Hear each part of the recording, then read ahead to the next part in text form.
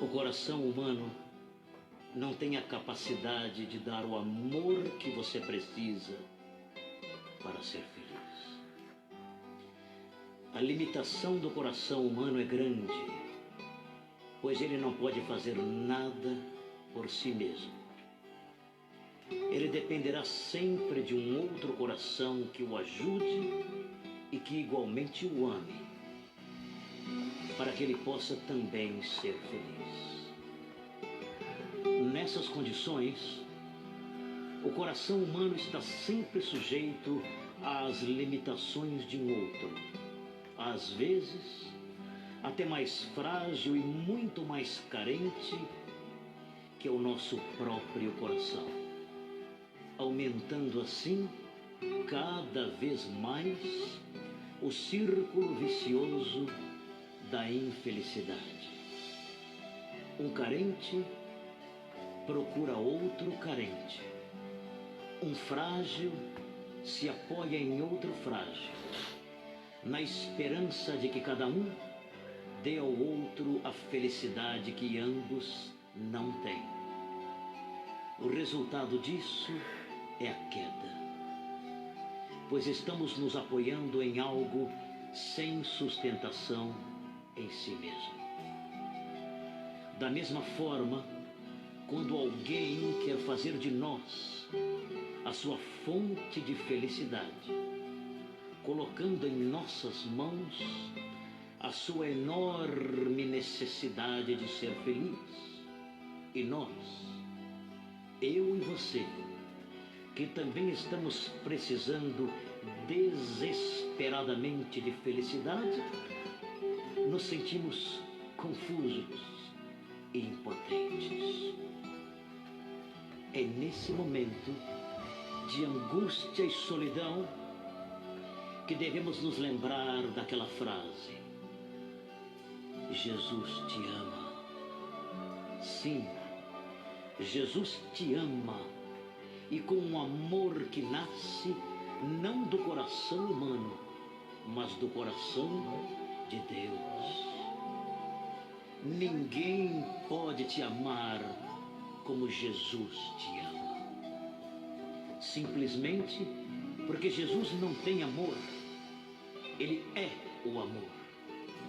O verdadeiro amor, que não pode ser encontrado no coração humano, pois vem do alto, é espiritual, sobrenatural, sagrado.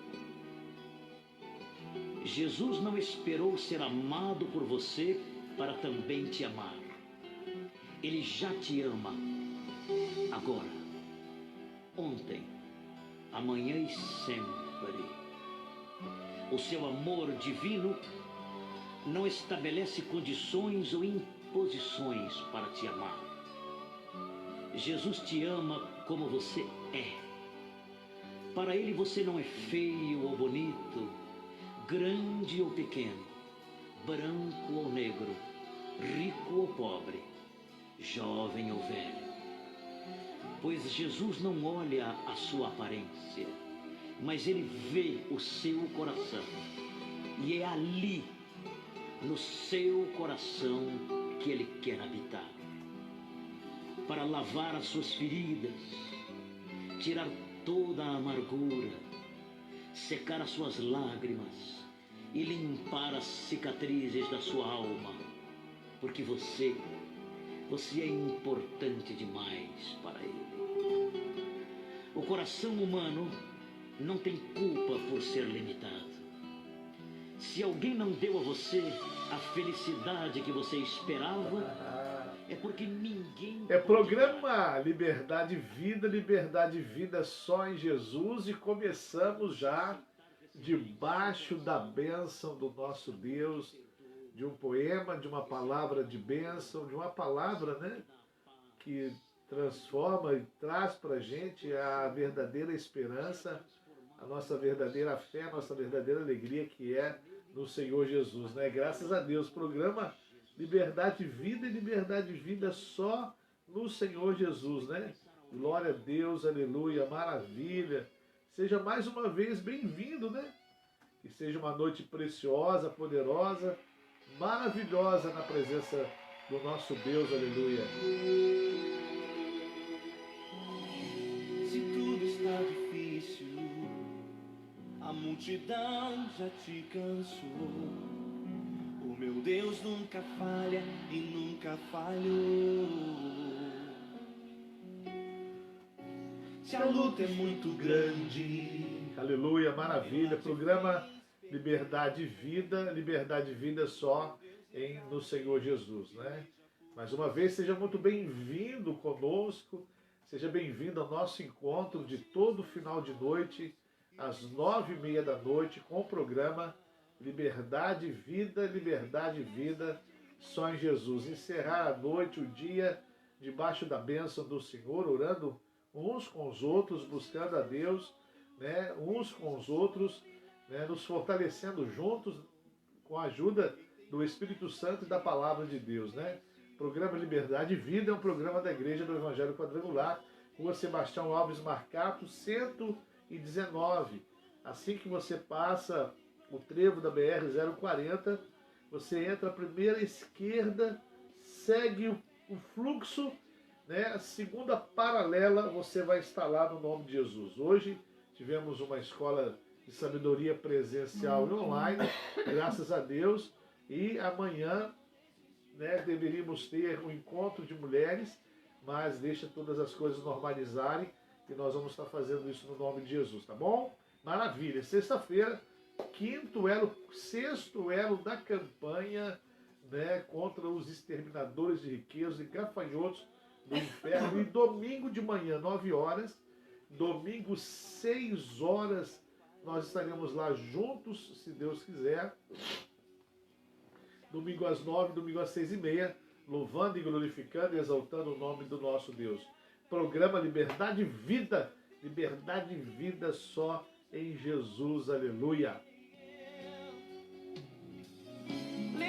levante os teus olhos e veja o sobrenatural.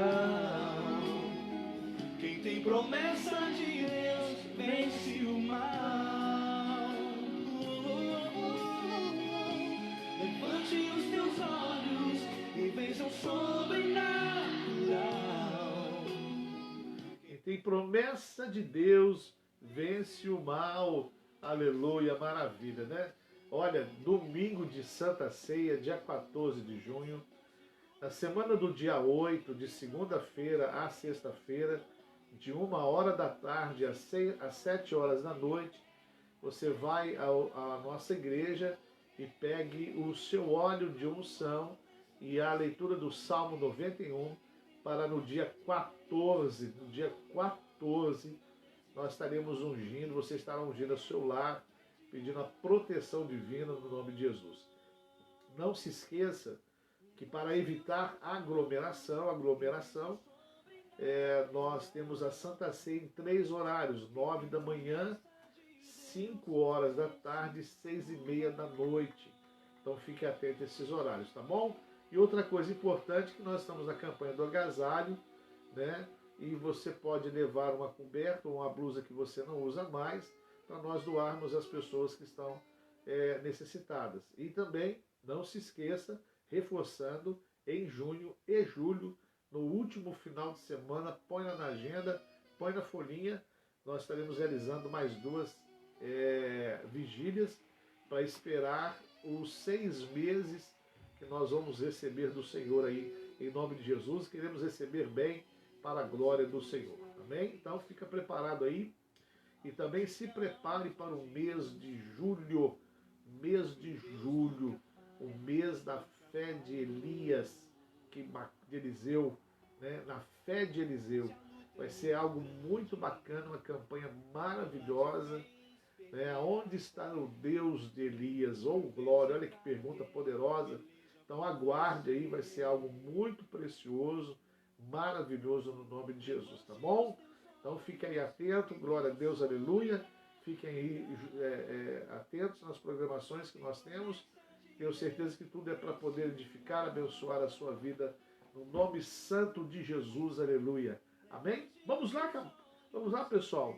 Temos falado de oração, e devemos estar atentos, muito, muito atentos, para termos o cuidado de estarmos orando e pedindo a Deus para poder estar nos abençoando. A oração é uma arma, é uma ferramenta poderosa do cristão. A oração, ela derruba as muralhas, a oração dá vitórias, a oração dá conquistas, glória a Deus, aleluia, maravilha.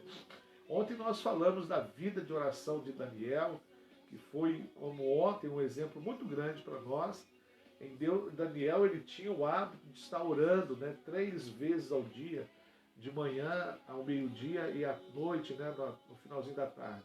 Então ele tinha esse período de oração, ele desenvolveu esse hábito, né, de oração, e no momento que ele passa a maior prova da sua vida, a maior prova de Daniel não foi ter que interpretar o que estava escrito na parede quando Dário ele pede as peças sagradas do tabernáculo, do templo, e leva para uma festa mundana e ali usa para se embriagar.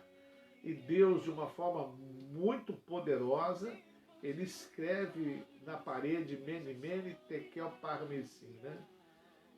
Foi achado pesado, foi pesado e foi contra ti, enfim, falando do juízo de Deus sobre Dário por causa daquele ato profano que ele realiza. O desafio de Daniel não foi interpretar Tekel, Parmesim, mas foi sim Mene, Mene, Tekel, Parmesim. Não foi interpretar essa visão, essa escrita. O maior desafio de Daniel foi ter enfrentado a cova dos leões. Primeiro foi ter visto e sabido dos seus irmãos, Ananias, Misael e Azarias, que foram colocados na fornalha ardente. Depois ele sofre, né, com a sua ida para a cova dos leões. Foi o seu maior desafio na vida, né? Então, mas ele foi vencedor, ele saiu-se vitorioso, por quê? Não só porque ele servia a Deus, mas um dos fatos que contribuíram com certeza foi a sua vida de oração, porque ele iria entrar dentro de uma cova cheia de leões e a fé estaria sendo gerada nele, a fé de acreditar que os leões não iriam devorá-lo na noite para o dia. Então, a sua posição de oração, a sua vida de oração, fez com que ele entrasse dentro daquela cova, cheia de leões, mas sabido que nenhum deles iria tocar nele, por causa de sua fé no Senhor Jesus. E nenhum arranhão ele teve. Então, você vê o poder da oração. Ore.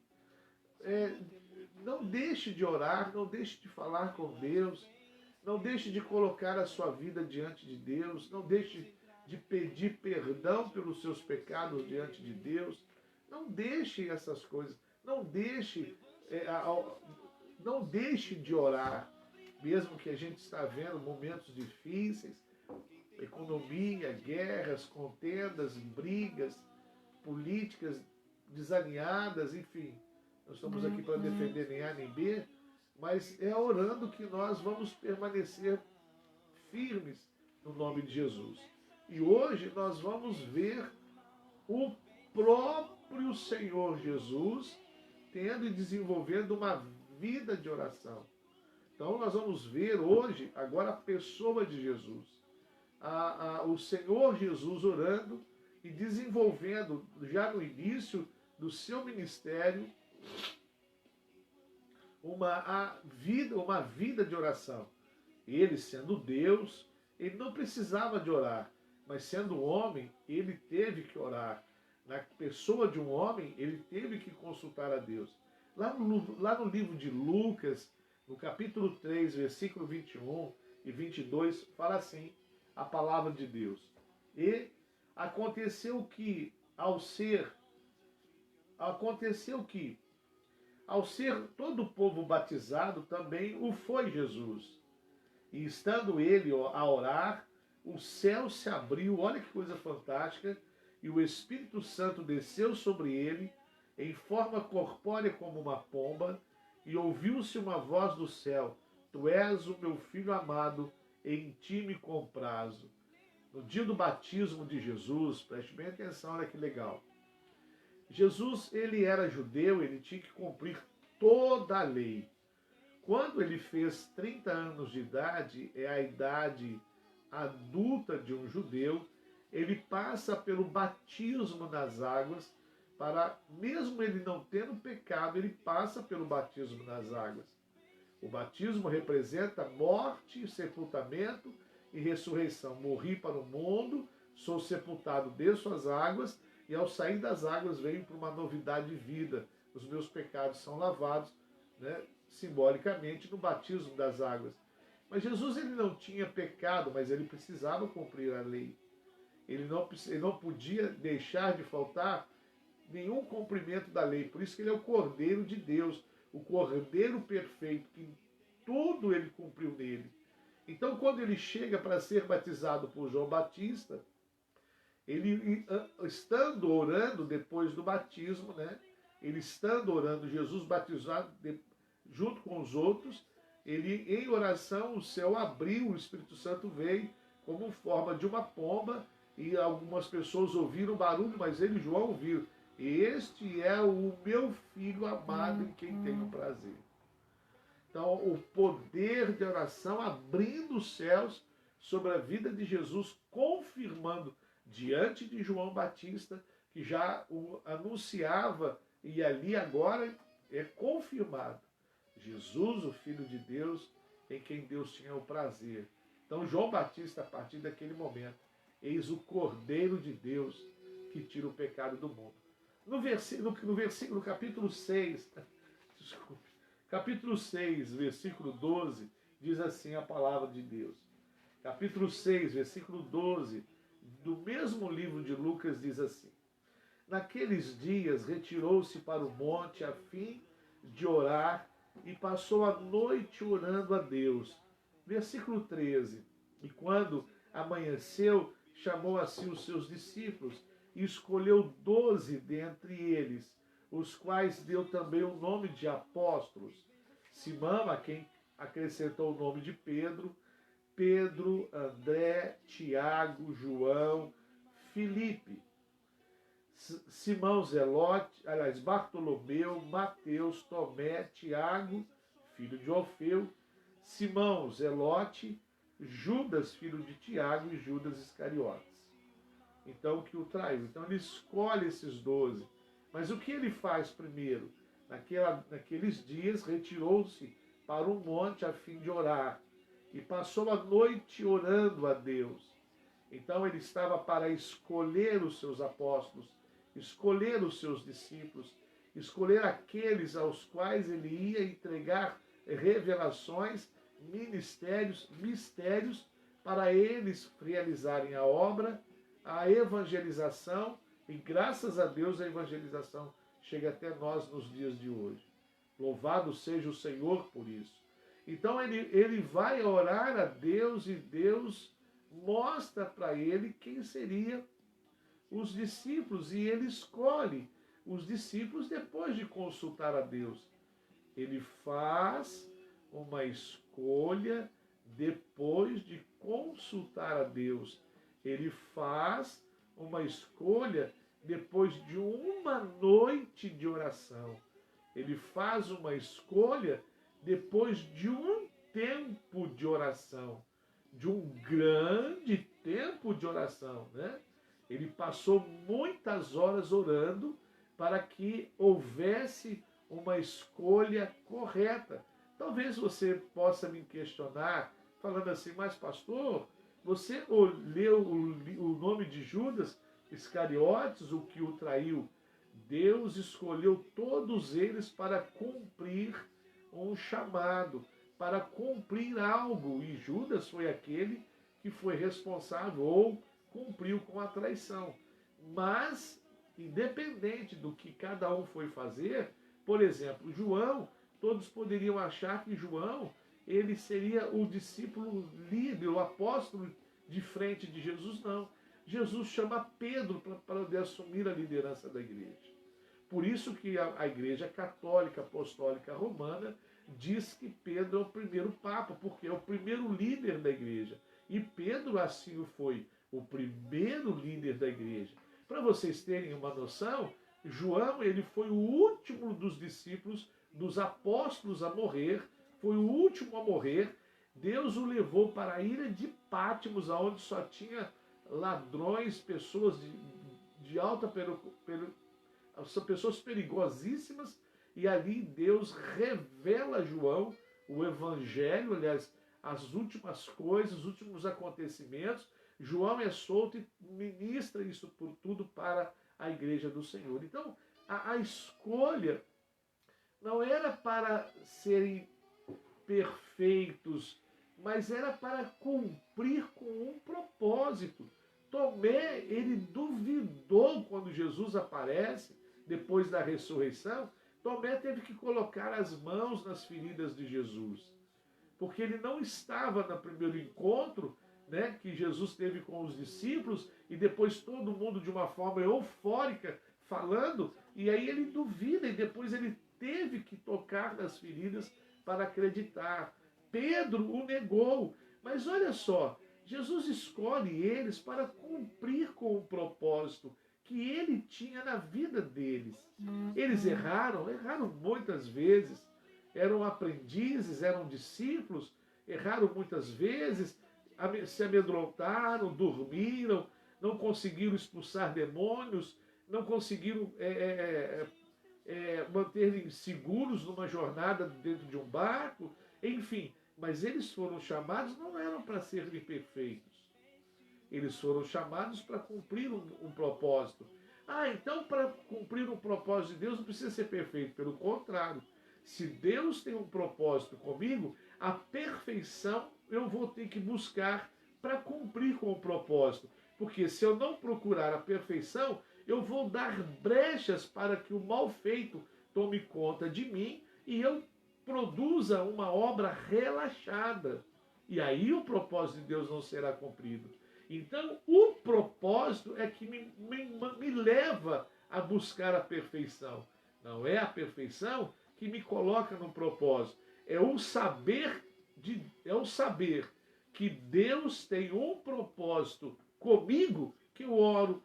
É por saber que Deus tem um propósito comigo que eu jejuo. É por saber que Deus tem um propósito comigo que eu leio a Bíblia. É por saber que Deus tem um propósito comigo que a gente prega o Evangelho. É por saber que Deus tem um propósito com a gente que a gente procura a santificação. É por saber que Deus tem um propósito que eu faço as coisas certas. Você entendeu a ordem das coisas? Então, eles buscavam, o próprio Jesus fala, sede santos, como eu sou santo, sede perfeitos, como é perfeito o vosso Pai que está no céu. Uma fala de Pedro, ou seja, nós fomos, você, os apóstolos, eu e você, temos um propósito. É esse propósito que nos leva a abandonar o mundo. É esse propósito que nos faz ter uma vida piedosa. É o propósito que nos desperta buscar algumas coisas. Então, quando eu tenho um propósito, eu me esforço para agradar aquele que me convidou para esse propósito. Então, os discípulos, eles são escolhidos depois de um tempo de oração para cumprir com o propósito. Foram perfeitos? Não. Foram falhos? Foram. Mas eles estavam buscando toda a perfeição por causa do propósito. Eles se santificavam por causa do propósito. Eles buscavam e estavam do lado de Jesus por causa do propósito que Deus tinha para eles. Lembra? Ou seja, deixa eu lhe trazer à memória uma passagem muito bacana, que foi a multiplicação dos pães, aonde Jesus chega para os seus discípulos e dai a vós o que de comer, mas não, Senhor, não temos dinheiro, a padaria não tem nada aqui perto. Falharam, porque ali estava o Deus da multiplicação. Ali estava o Deus que multiplicava todas as coisas. Entenderam como é as coisas? Então eles buscavam a perfeição, ou tentavam buscar, porque eles tinham um propósito. Como que aconteceu esse propósito? Deus, a pessoa de Jesus, aliás, Jesus vai orar a Deus. Ele sempre falava, eu faço a vontade do meu Pai, eu oro ao meu Pai, eu falo o que o meu Pai mandou eu falar, enfim. Jesus, ele sempre tem uma postura de estar ali como servo, como filho, sendo ele Deus, ele estava como servo e filho ali, então ele orava a Deus para que Deus desse a ele a capacidade de fazer as coisas que era necessário a fazer. E deu a ele a capacidade para escolher os seus discípulos, os seus apóstolos, mesmo que cada um pudesse cometer alguma coisa, mas eles tinham um propósito na vida. Deus os chamou para cumprir um propósito. Deus te chama para cumprir um propósito. Deus tem um propósito na sua vida. É sabendo disso é que você vai orar, jejuar, ler Bíblia. É sabendo que Deus tem um propósito contigo é que você vai ser um bom cristão, uma boa pessoa, ou se esforçar para ser um bom cristão, uma boa pessoa. Por quê? Deus tem um propósito comigo. Como diz Paulo aos Coríntios, o propósito de serem embaixadores do Senhor Jesus nessa terra. Então, se eu tenho esse propósito, então eu vou me esforçar para ser um bom embaixador de Jesus aqui na terra. Se Jesus tem um propósito de me usar como seu servo, então, por causa desse propósito, eu serei um bom servo. Então, quando eu entendo que Deus tem um propósito comigo, e esse propósito é para a minha família, para os meus amigos, então eu procuro melhorar a minha vida, em todos os sentidos. Ok? Entendeu? Então, voltando para cá, você vê agora Deus, escolhendo, aliás, Jesus orando para escolher os seus 12 discípulos. Ele ora antes de fazer uma escolha. Ele ora antes de fazer uma separação. Ele ora antes de escolher aqueles que estariam do lado dele. A gente tem que fazer isso. Orar para saber quem vai estar do nosso lado. Orar para saber quem vai caminhar conosco. Orar para saber quem vai caminhar com a nossa vida. Quem estará do nosso lado. Quem vai fazer parte da nossa jornada. Para quem nós vamos dar um bilhete para fazermos uma viagem conosco, como o barco que Jonas subiu, quem deu a ele o direito de estar ali?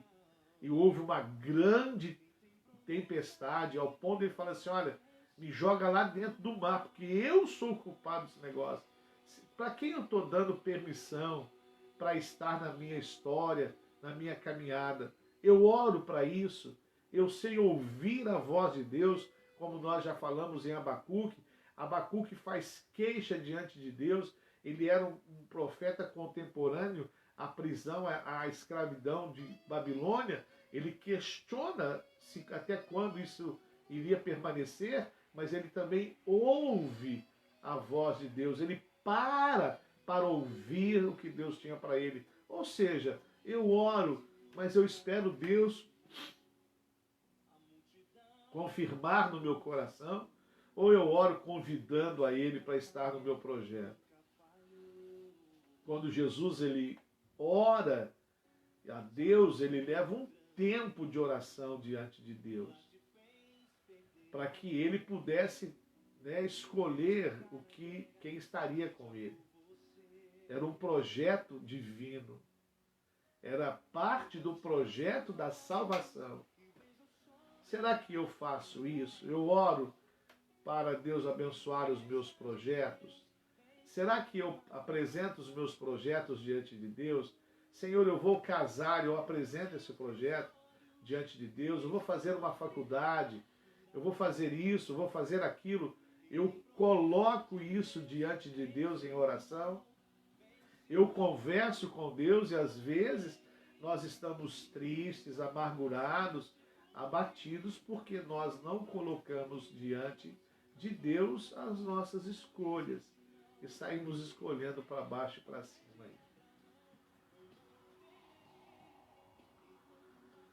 Ore quando você tiver que fazer escolhas, ore quando você tiver que executar um programa, um projeto, ore a Deus.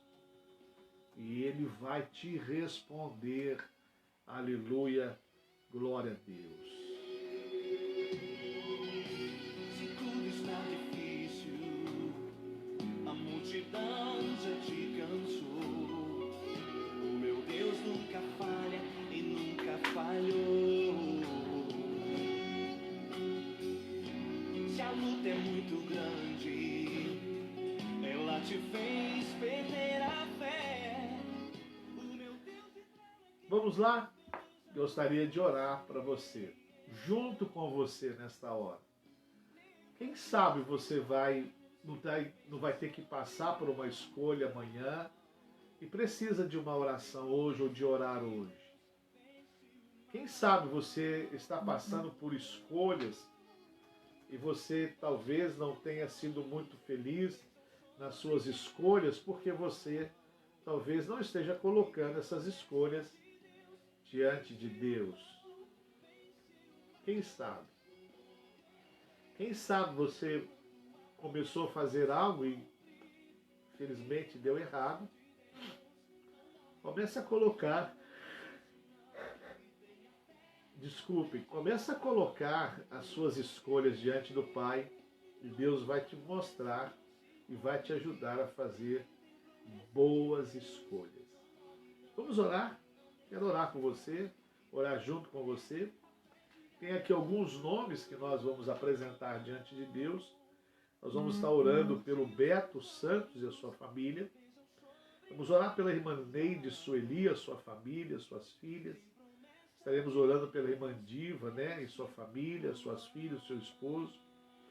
Vamos orar pela irmã Flauzina, pela Lislane, pela Maria Antônia Pires, para a recuperação da sua saúde.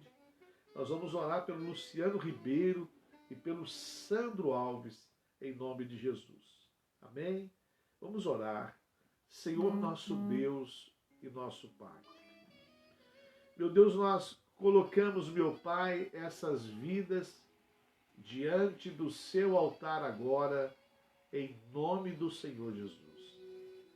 Pai, aqui está, meu Deus, pedidos de restauração, de cura, pedidos de libertação, de salvação, pedidos de livramento e libertação, meu Pai.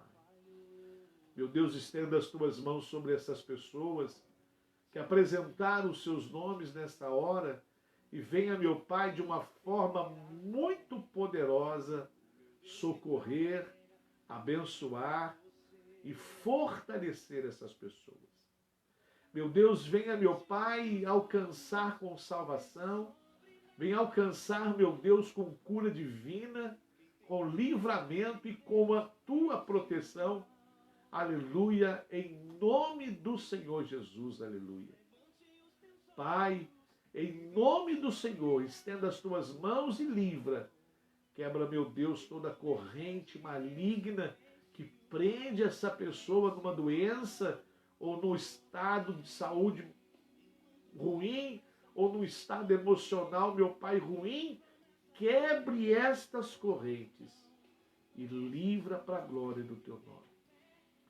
Nós te pedimos isso, Pai, em nome de Jesus.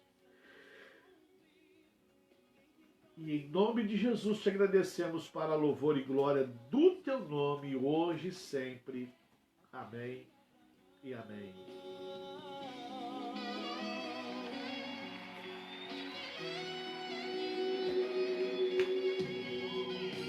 Se tudo está difícil, a multidão já te cansou. O meu Deus nunca falha e nunca falhou. Se a luta é muito grande, Programa Liberdade e Vida e Liberdade e Vida só em Jesus vai ficando por aqui. Quero te agradecer pela audiência, ou seja, audiência. Quero te agradecer pela companhia que você esteve conosco nesses minutos que passamos juntos, né? Esses 30, 40 minutos. Desejo a você uma noite maravilhosa de descanso e um dia muito abençoado amanhã. E não se esqueça, coloque suas vontades, seus planos nas mãos de Deus através da oração. E Ele vai te ajudar em nome de Jesus, tá bom? Um grande abraço, filho. Deus te abençoe em nome de Jesus e até amanhã, meio-dia, um encontro com a palavra e 9h30, programa Liberdade e Vida. Um grande abraço, Deus abençoe a você e até amanhã, em nome de Jesus.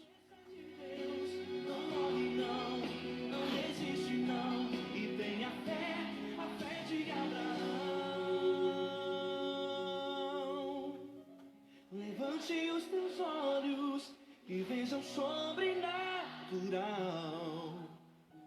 Quem tem promessa de Deus